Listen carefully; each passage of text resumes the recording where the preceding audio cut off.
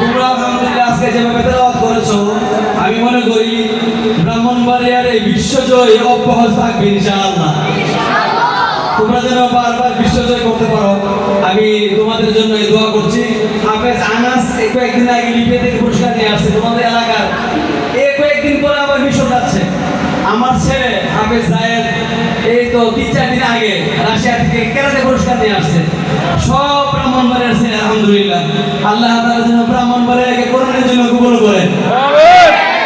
আর হাফেজ কাউসার মাওলানা কাউসার সাহেব বলছেন যে হাফেজের জন্য আমি এমপি নির্বাচন করতেছি। আসলে হেফসানা তো দীর্ঘদিন পড়াইছি, আমার বিষয়েও হেফসানা আছে আলহামদুলিল্লাহ।